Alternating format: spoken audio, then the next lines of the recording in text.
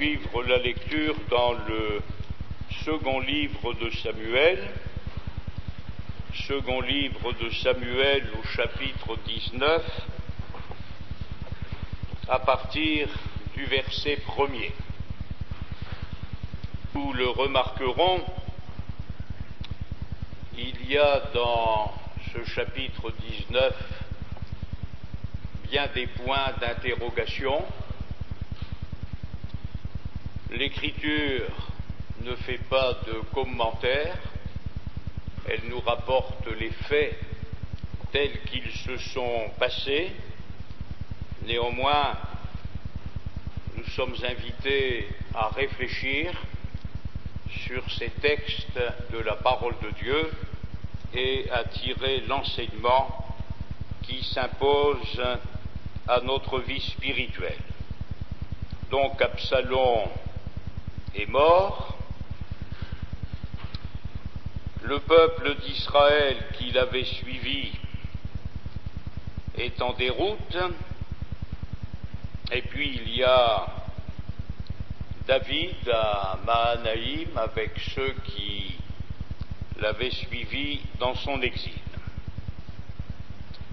Or le verset 1er nous dit: on vint dire à Joab, chef de l'armée, voici le roi pleure et se lamente à cause d'Absalom. Or, dans un sens, nous le comprenons, Absalom a été un fils qui s'est rendu coupable de meurtre à l'égard de son frère Amnon. Nous savons qu'Absalom, qui aurait dû mourir à cause de ce meurtre, s'est enfui à Guéchur, où il a profité de l'hospitalité de son beau-père, qu'il est revenu ensuite auprès de David suite aux manœuvres de Joab, et puis qu'il a fini par chasser son père David du trône pour usurper sa place. Mais malgré tout cela, nous comprenons que David ait pleuré la mort d'Absalom, qu'il se soit lamenté à cause d'Absalom, et peut-être a-t-il pleuré et s'est-il lamenté parce qu'en définitive Absalom a quitté cette terre dans des circonstances tragiques sans avoir eu le temps de régler ses problèmes, notamment avec son père et avec le peuple.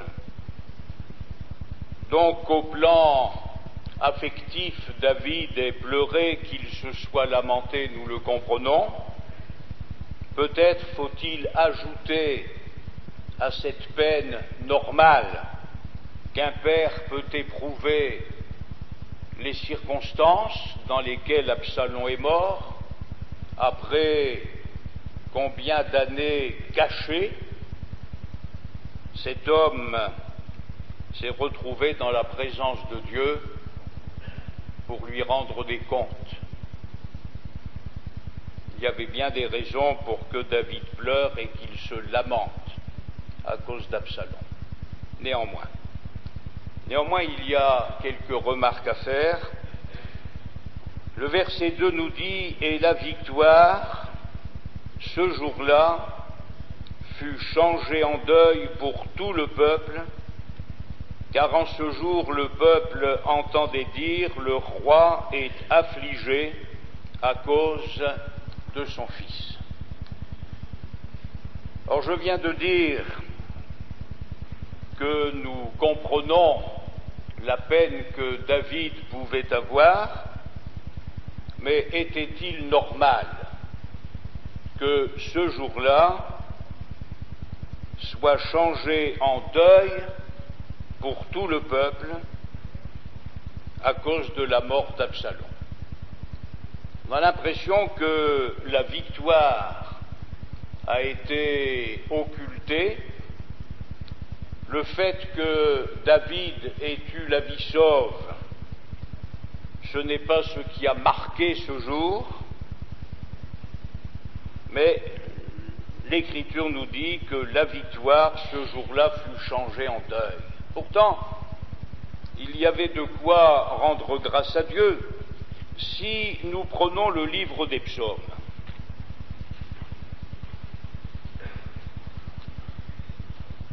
Livre des psaumes, le psaume 3e, par exemple.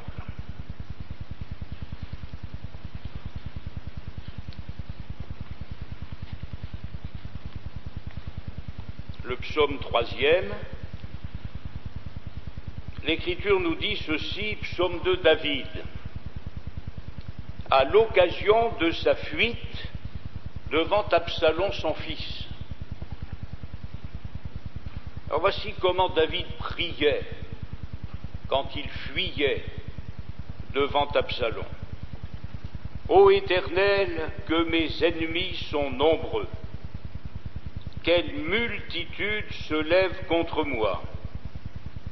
Combien qui disent à mon sujet, plus de salut pour lui auprès de Dieu. Nous savons que c'était le langage d'Absalom, c'était le langage d'Achitophel, avant que son conseil ne soit contredit par celui d'Abishai. Or il y a une pause, et David ajoute, mais toi, ô Éternel, tu es mon bouclier, tu es ma gloire, et tu relèves ma tête. De ma voix je crie à l'Éternel, et il me répond de sa montagne sainte. Et dans sa fuite devant Absalom, David dit, je me couche, verset 6, et je m'endors. Et il ajoute, je me réveille. Qu'il se couche, qu'il s'endorme. Mais Absalom ou quelqu'un de sa troupe pouvait tuer David pendant son sommeil. Il ajoute, je me couche et je m'endors, je me réveille, car l'Éternel est mon soutien. Je ne crains pas les myriades de peuples qui m'assiègent de toutes parts. Lève-toi, Éternel, sauve-moi, mon Dieu, car tu frappes à la joue tous mes ennemis, tu brises les dents des méchants. Le salut est auprès de l'Éternel, que ta bénédiction soit sur ton peuple. Eh bien, le Seigneur avait exaucé la prière de David, tant au plan personnel que pour le peuple qui s'était solidarisé avec lui dans son épreuve.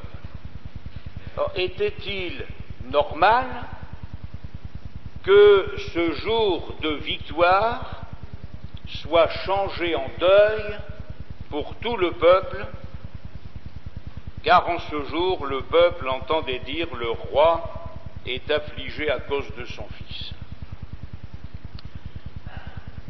L'Écriture, mes frères et sœurs, nous enseigne l'équilibre.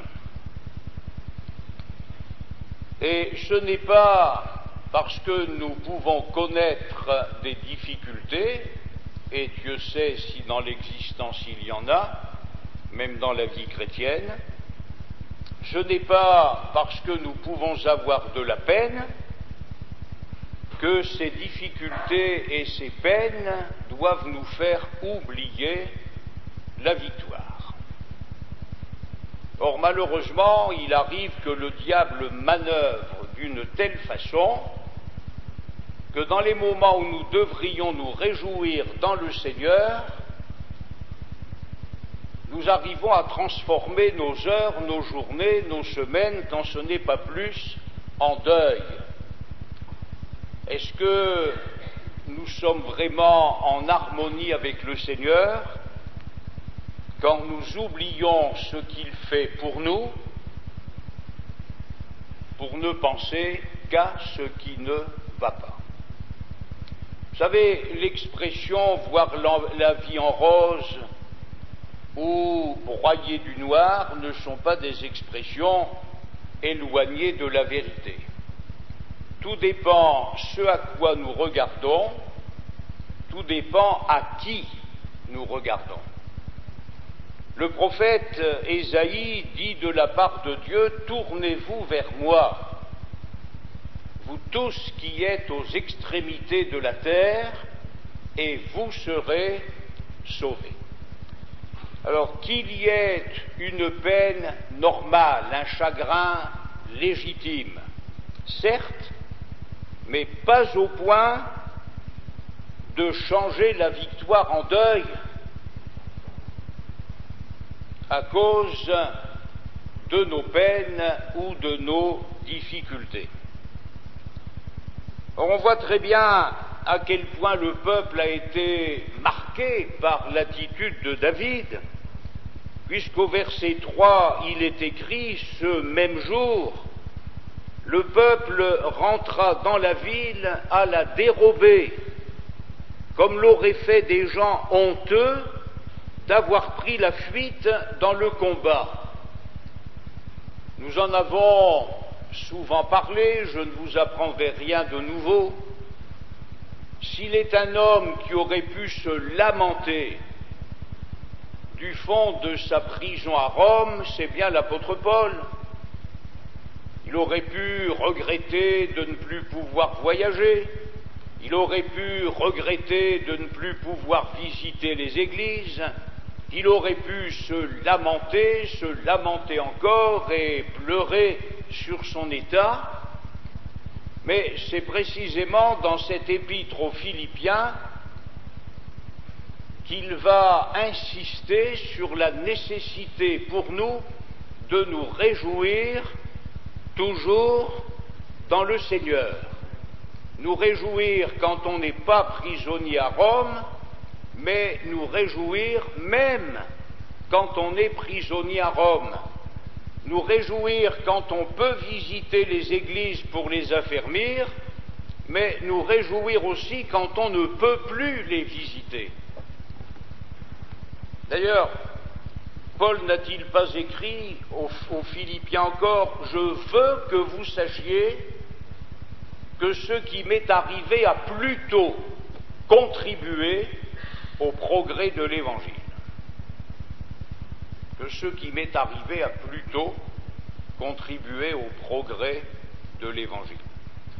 Parce que, dit-il, à cause de mes persécutions, à cause de mon emprisonnement, à cause de l'exemple que je laisse aux chrétiens, eh bien certains ont trouvé plus d'assurance dans la foi pour parler du Seigneur Jésus. Et puis, si nous faisons le compte du nombre des épîtres qui ont été écrites depuis la prison de Paul à Rome, nous pouvons nous demander si l'Église aurait eu, depuis 19 siècles, toutes ces paroles d'encouragement, si Paul n'avait pas été emprisonné à Rome.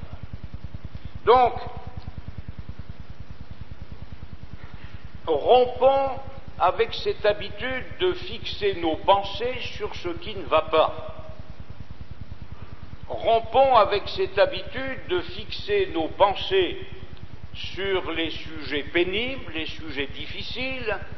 Rompons avec cette habitude de voir uniquement ce qui manque, parce que le livre de l'Ecclésiaste dit que ce qui manque ne peut pas être compté.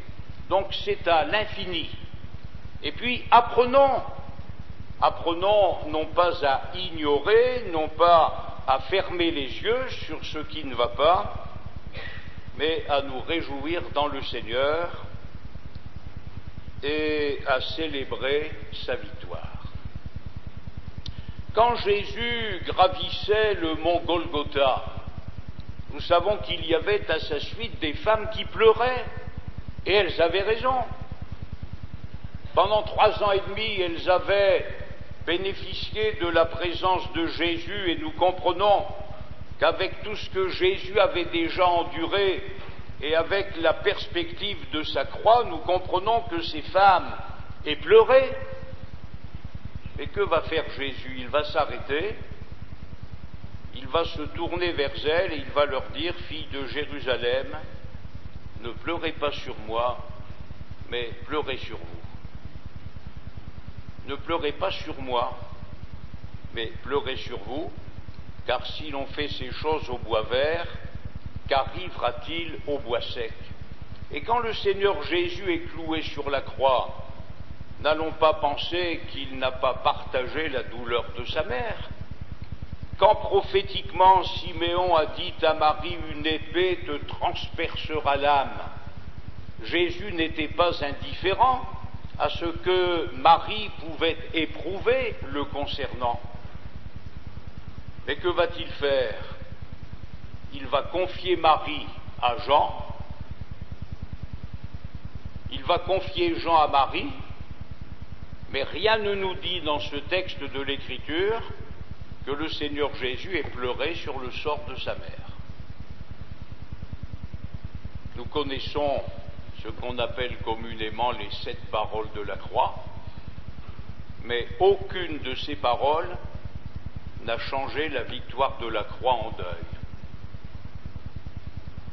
Le Seigneur Jésus a eu une position saine tout en partageant les souffrances de Marie, et puis on ne voit pas non plus que Marie se soit faite remarquer au pied de la croix par des pleurs qui auraient bouleversé tout le monde. L'Écriture ne dit rien,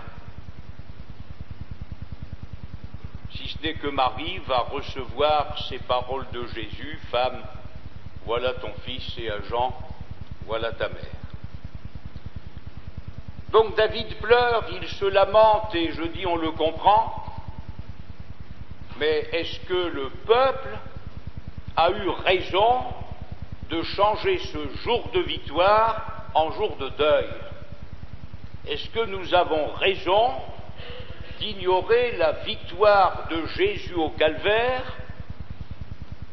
pour ne penser qu'à nos problèmes, qu'à nos difficultés, qu'à nos larmes, qu'à ce qui ne va pas? Et nous allons voir que Joab va réagir.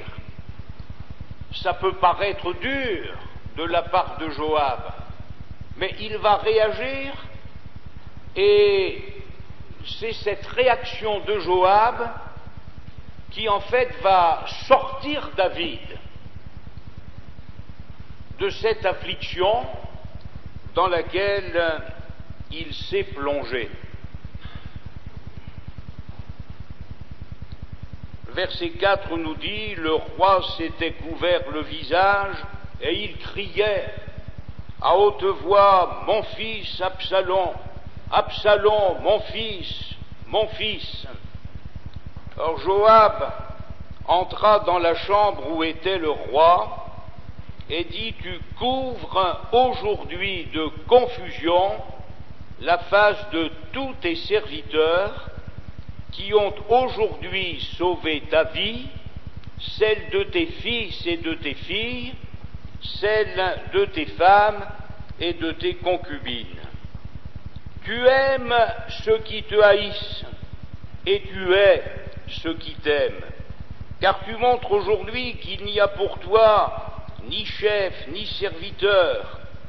Et je vois maintenant que si Absalom vivait, et que nous soyons tous morts en ce jour, cela serait agréable à tes yeux.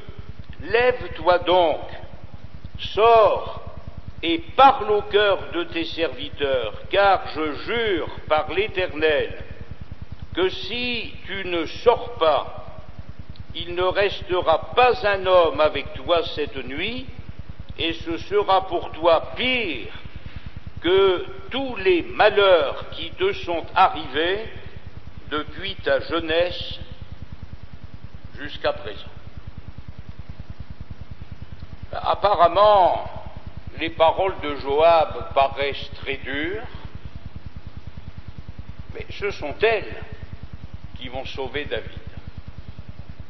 Ce sont elles qui vont apporter un changement dans la vie de David, et ce sont ces paroles qui vont amener un changement chez le peuple. Parce que David, changeant d'attitude, le peuple va changer. Et la victoire qui a été remportée pourra être célébrée à juste titre. En 1972, j'ai connu des mois de dépression. Mais ces mois de dépression ont été l'aboutissement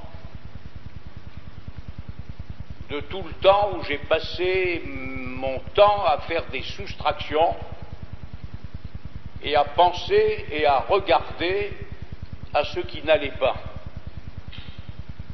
Et à force de penser à ce qui ne va pas, à force de regarder à ce qui ne va pas, eh bien ce qui est négatif finit par prendre le dessus, et quand on s'en rend compte, on a du mal à s'en sortir. Jérémie le dit dans son livre de Lamentations, il dit « Quand je pense à ma misère, ce n'était pas une misère illusoire, quand je pense à ma misère, à l'absinthe et au poison, quand mon âme s'en souvient, dit-il, elle est abattue au-dedans de moi. » Mais c'est normal. Si nous pensons à notre misère, si nous pensons à l'absinthe, à ce qui est amer, si nous pensons à ce qui nous empoisonne la vie, toutes ces pensées engendreront l'abattement. Mais à un moment donné, Jérémie change de position.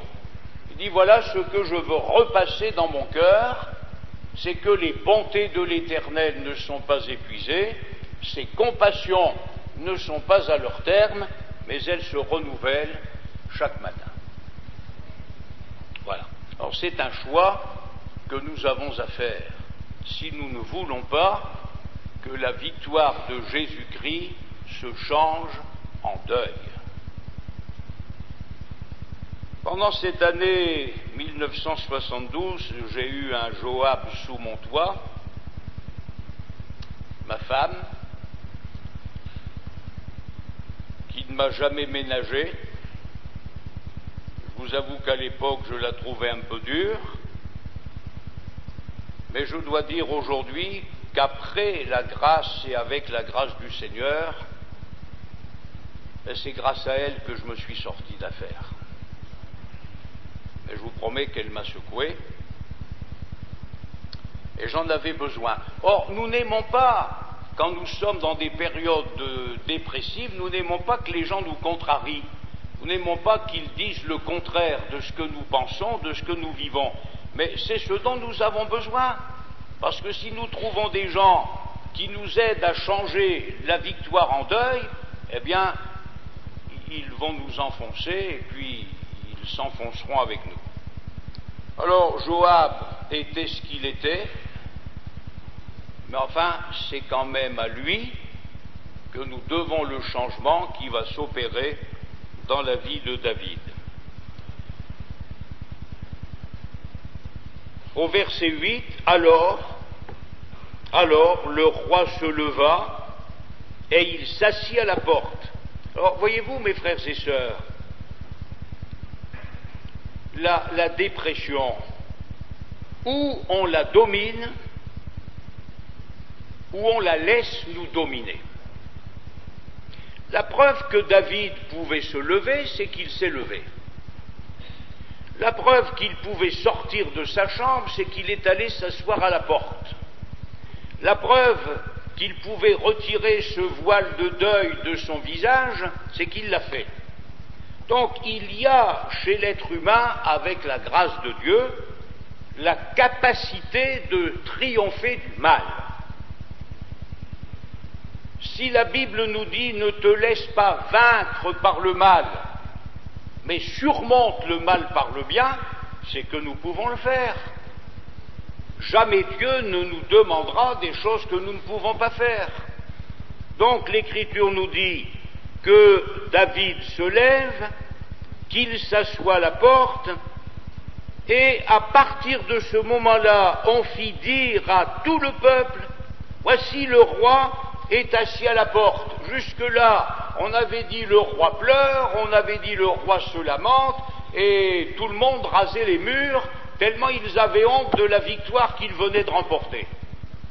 Mais maintenant que le message change, maintenant qu'on leur dit le roi est à la porte, eh bien l'Écriture nous dit, et tout le peuple vint devant le roi.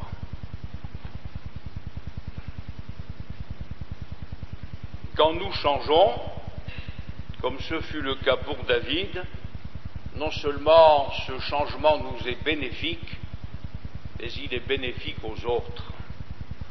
Le peuple a pris conscience de la victoire qui venait d'être remportée, et le peuple a cessé de changer la victoire en deuil.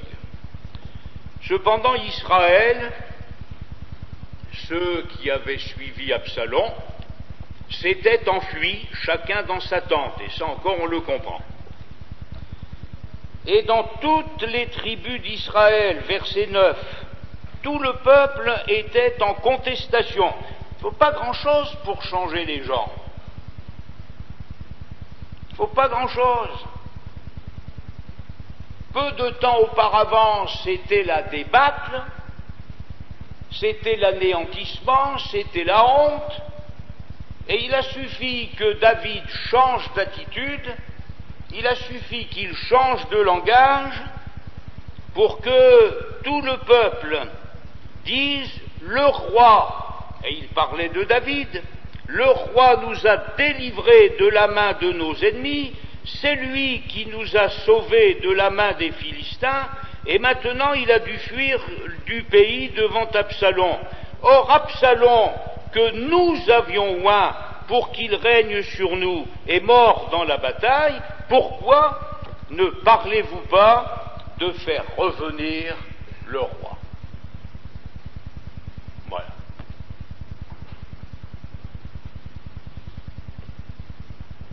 L'être humain est très versatile. On l'influence en bien ou on l'influence en mal. Pendant un temps, le peuple a été influencé en mal. Maintenant, il est influencé en bien. De son côté, verset 11, le roi David envoie à dire aux sacrificateurs Sadoc et Abiatar, « Parlez aux anciens de Juda et dites-leur, pourquoi seriez-vous les derniers à ramener le roi dans sa maison ? Car ceux qui se disaient dans tout Israël étaient parvenus jusqu'au roi.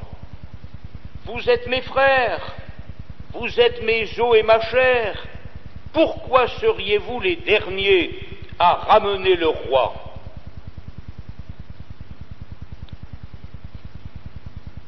Nous voyons quel changement il y a chez David. Ce changement va influencer Israël, ceux qui avaient suivi Absalom. Ce changement, à la demande de David, va influencer les hommes de Juda, ceux qui étaient de la tribu de David.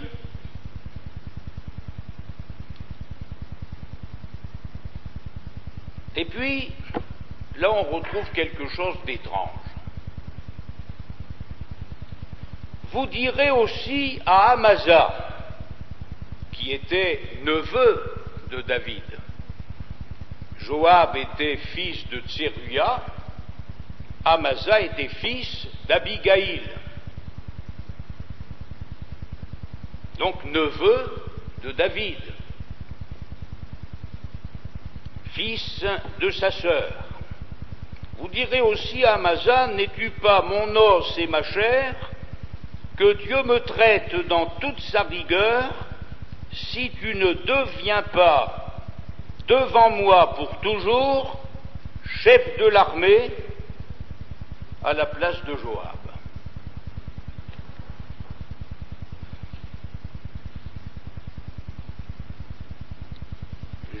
mal à me mettre dans la peau de David. Parce que 4 matins auparavant, Amasa était chef de l'armée d'Absalom.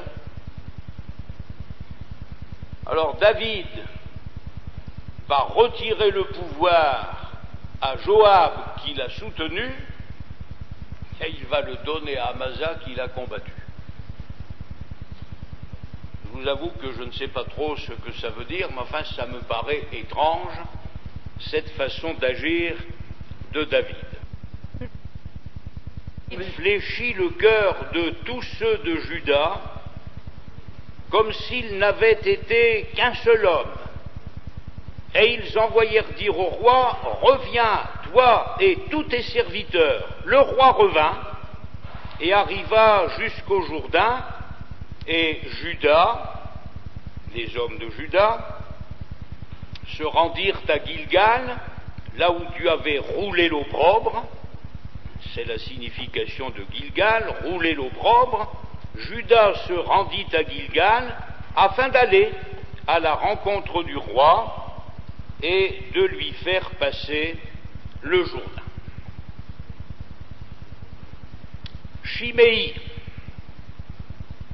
fils de Géra, benjamite, donc de la tribu de Saül, qui était de Bachurim ou Bakurim, se hâta de descendre avec ceux de Juda, à la rencontre du roi David. Shimei avait avec lui 1000 hommes de Benjamin et Tsiba, serviteurs de la maison de Saül, et les 15 fils et les 20 serviteurs de Tsiba. Ils passèrent le Jourdain à la vue du roi. Le bateau mis à la disposition du roi faisait la traversée pour transporter sa maison, et au moment où le roi allait passer le Jourdain, Shimei, fils de Géra, se prosterna devant lui. Et il dit au roi, que mon Seigneur ne tienne pas compte de mon iniquité. Nous savons comment Shimei avait insulté, comment il avait maudit David pendant sa fuite.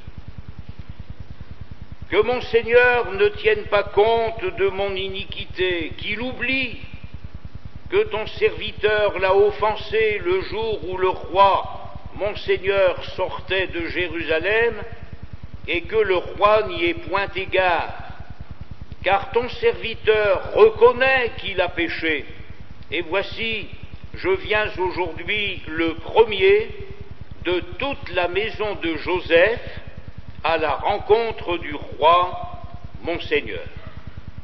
Or, la démarche de Shimei est louable. Il a péché, il vient demander pardon, et pour demander pardon, il se prosterne devant David. Verset 21, alors Abishai, fils de Tseruya, donc frère de Joab, neveu de David, Abishai, fils de Tseruya, prit la parole et dit, Shimei, ne doit-il pas mourir pour avoir maudit loin de l'Éternel? La réaction d'Abishai est normale, on la comprend. Mais David dit, qu'ai-je à faire avec vous, fils de Tseruya, et pourquoi vous montrez-vous aujourd'hui mes adversaires? Aujourd'hui ferait-on mourir un homme en Israël? Ne sais-je donc pas que je règne aujourd'hui sur Israël? Et le roi dit à Shimei, tu ne mourras point, et le roi le lui jura. Le changement qui s'était opéré chez David à la suite de l'intervention de Joab n'était pas superficiel, parce qu'aujourd'hui c'est lui qui tient ce langage, ferait-on mourir aujourd'hui un homme en Israël? On va quand même pas changer la victoire en deuil. Ferait-on mourir aujourd'hui un homme en Israël. Et le roi dit à Chiméi, tu ne mourras point, et le roi le lui jura. À mon avis, rien à dire, David fait preuve de bonté, il fait preuve de miséricorde à l'égard d'un homme qui aurait dû mourir. Il a une réaction spirituelle, mais on voit plus loin que Chiméi, c'était un incurable. Et ce que David n'a pas fait, il a fallu que Salomon le fasse. Méphibosheth, verset 24. Fils de Saül, descendit aussi à la rencontre du roi. Il n'avait point soigné ses pieds, ni fait sa barbe, ni lavé ses vêtements, depuis le jour où le roi s'en était allé, jusqu'à celui où il revenait en paix. Lorsqu'il se rendit au-devant du roi à Jérusalem, le roi lui dit, « Pourquoi n'es-tu pas venu avec moi, Méphibosheth ?» Et il répondit, « Ô roi, mon seigneur, mon serviteur m'a trompé.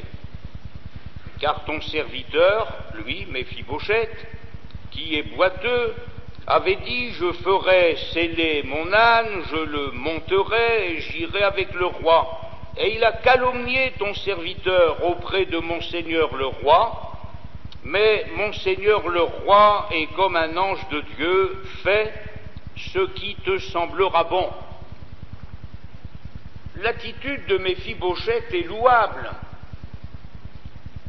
parce qu'elle apparaît comme étant désintéressée.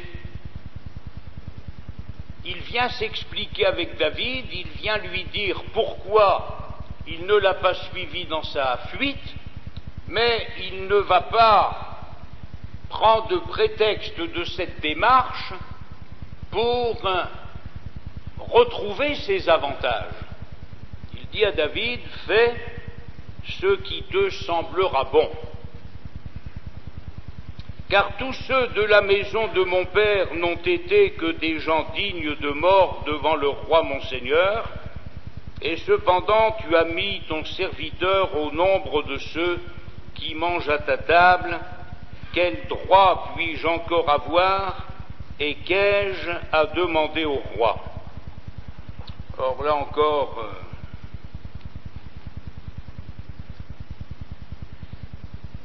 les paroles de David amènent à se poser des questions. Le roi lui dit, à quoi bon toutes tes paroles? Je l'ai déclaré, toi et Tsiba, vous partagerez les terres. Du moment que Tsiba avait menti, que Tsiba avait calomnié Méphibosheth, il paraissait normal que ceux qui avaient été donnés à Tsiba reviennent à Méphibosheth. Eh bien non, David ne veut pas entrer dans ces comptes-là. Il dit, ce que j'ai donné à Tsiba, vous n'avez qu'à vous le partager tous les deux, et puis me laisser en paix. Et Méphibosheth laisse ici apparaître ses bons sentiments, comme je l'ai dit il y a quelques instants. Méphibosheth dit au roi qu'il prenne même le tout, puisque le roi mon seigneur rentre en paix dans sa maison. Veillons, je crois que c'est l'enseignement qu'il faut tirer ici de l'attitude de Méphibosheth, veillons à ce que nos démarches soient désintéressées, que nous n'ayons jamais d'idées secrètes derrière la tête. Méphibosheth n'est pas venu vers David pour récupérer ses terres, il est venu pour s'expliquer et lui dire pourquoi il ne l'avait pas suivi dans sa fuite. Alors ce qu'il entend de la part de David concernant le partage des terres avec Tsiba, ça ne va pas le contrarier, et il dira, s'il veut tout prendre, qu'il prenne tout. Au fond, Méphibosheth avait plus d'attachement pour David que pour les terres qu'il avait pu lui donner. Et ce qui est important pour nous, c'est de savoir si nous sommes attachés au Seigneur ou si nous sommes attachés à ce qu'il donne. Job disait, quand bien même Dieu me tuerait, je ne cesserai d'espérer en lui. Quand bien même il me tuerait, je ne cesserai d'espérer en lui. Méphibosheth retrouve David, David retrouve Jérusalem, David retrouve son trône. Eh bien, Méphibosheth dit, si Tsiba veut prendre tout ce que tu lui as donné, qu'il se garde les terres, ça ne me gêne pas. Or, Barzillai ou Barzillai, le Galaadite, descendit de Rogelim et passa le Jourdain avec le roi pour l'accompagner au-delà du Jourdain. Barzillai était très vieux, âgé de 80 ans, et à l'époque c'était âgé. Il avait entretenu le roi pendant son séjour à Mahanaïm, car c'était un homme fort riche. Le roi dit à Barzillai, viens avec moi et je te nourrirai chez moi à Jérusalem. Mais Barzillai répondit au roi, combien d'années vivrai-je encore pour que je monte avec le roi à Jérusalem? Je suis aujourd'hui âgé de 80 ans, puis-je connaître ce qui est bon et ce qui est mauvais? Ton serviteur peut-il savourer ce qu'il mange et ce qu'il boit? Puis-je encore entendre la voix des chanteurs et des chanteuses? Et pourquoi ton serviteur serait-il encore à charge à mon seigneur le roi? Ton serviteur ira un peu au-delà du Jourdain avec le roi. Pourquoi d'ailleurs le roi m'accorderait-il ce bienfait? Que ton serviteur s'en retourne et que je meure dans ma ville, près du sépulcre de mon père et de ma mère. Mais voici ton serviteur Kimam, son fils, qui passera avec le roi mon seigneur. Fais pour lui ce que tu trouveras bon. Le roi dit que Kimam passe avec moi, et je ferai pour lui ce qui te plaira. Tout ce que tu désireras de moi, je te l'accorderai. Quand tout le peuple eut passé le Jourdain, et que le roi lui l'eut aussi passé, le roi baisa Barzillai et le bénit.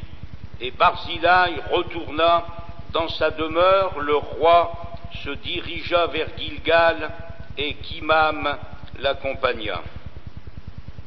Nous avons remarqué le verset 32, il avait entretenu le roi pendant son séjour à Mahanaïm, car c'était un homme fort riche. Bien là encore, nous avons le cas de quelqu'un qui a agi d'une manière généreuse, désintéressée. Après tout ce qu'il avait fait pour David, Barzillai n'a pas dit « maintenant je vais récupérer un peu de ce que je lui ai donné et je vais m'installer dans le palais royal, peut-être deviendrai-je vice-roi ou premier ministre, je profite de la situation ». Ce que Barzillai a fait, il l'a fait de bon cœur, il l'a fait de tout son cœur, il l'a fait quand David avait besoin de lui, et maintenant que David lui propose de venir avec lui, Barzillai dit non, non, je suis trop âgé, prends mon fils si tu veux, moi je vais rentrer dans ma ville, et ce que je souhaite c'est de mourir près de mes pères. Bonne attitude qui doit nous apprendre à faire le bien d'une manière désintéressée, mais non pas avec le calcul de savoir ce que cela pourra nous rapporter d'une manière ou d'une autre. Et enfin, notons que quand certaines difficultés se terminent, il y en a d'autres qui ne sont pas loin. Tout le peuple de Juda, deuxième partie du verset 40, et la moitié du peuple d'Israël avait fait passer le Jourdain au roi. Mais voici, tous les hommes d'Israël abordèrent le roi et lui dirent, mais pourquoi nos frères, les hommes de Juda, t'ont-ils enlevé et t'ont-ils fait passer le Jourdain et ont-ils fait passer le Jourdain au roi, à sa maison, et à tous les gens de David? Tous les hommes de Juda répondirent aux hommes d'Israël, c'est que le roi nous tient de plus près, et qu'y a-t-il là pour vous irriter? Avons-nous vécu aux dépens du roi? Nous a-t-il fait des présents? Et les hommes d'Israël répondirent aux hommes de Juda, le roi nous appartient 10 fois autant, et David même plus qu'à vous. Pourquoi nous avez-vous méprisés? N'avons-nous pas été les premiers à proposer de faire revenir notre roi? Et les hommes de Juda parlèrent avec plus de violence que les hommes d'Israël. On en a fini avec Absalom, il est mort. Eh bien maintenant, c'est le peuple qui va se disputer. Les gens d'Israël vont se disputer avec les gens de Juda, ceux de Juda vont se disputer avec les gens d'Israël par rapport à David. Pourquoi nous avez-vous devancé? Le roi nous appartient 10 fois autant qu'à vous, etc., etc. C'est pénible ces querelles entre frères.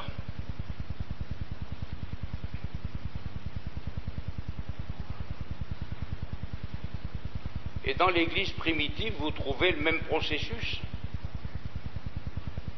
Quand le diable n'a pas pu faire ce qu'il voulait avec Ananias et Saphira, eh bien on trouve des querelles qui naissent dans l'Église au sujet des distributions qui étaient faites aux veuves. Comme si nous n'avions pas assez d'ennemis à l'extérieur, sans encore en chercher à l'intérieur. Alors vivons en paix les uns avec les autres, que ce soit Israël qui ramène David ou que ce soit Juda, peu importe, l'essentiel est qu'il revienne. Et c'est la même chose concernant le Seigneur Jésus. Ce que nous voulons, c'est que Jésus règne. Nous voulons prier, nous voulons travailler en vue de son retour, de sa gloire, de son prochain avènement, et laisser de côté tout ce qui ressemble à des querelles de cours d'école et nous attacher véritablement à la grâce de Dieu pour que l'œuvre de Dieu se fasse et que son nom à lui soit glorifié.